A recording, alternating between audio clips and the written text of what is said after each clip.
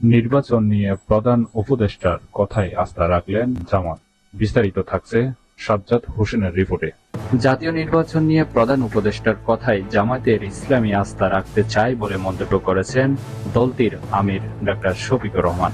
মৌলভীবাজারের পোলাউড়া পৌরসভায় অমুসলিমদের সঙ্গে এক মত বিনিময় সভা শেষে সাংবাদিকদের প্রশ্নের জবাবে একথা বলেন তিনি।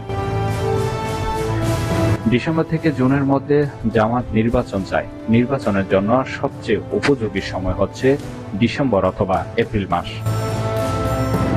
এর আগে জামাতের গণসংযোগের পক্ষে সকালে কুলাউড়ার বকশিমুল ইউনিয়নে সহযোগী সদস্য ফরম বিতরণ করেন তিনি।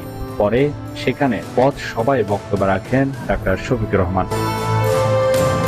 এই সময় এলাকার মানুষ চাইলে কুলাউড়া আসন থেকে নির্বাচন করার বিষয়ে আশাবাদ ব্যক্ত করেন জামায়াতের আমির।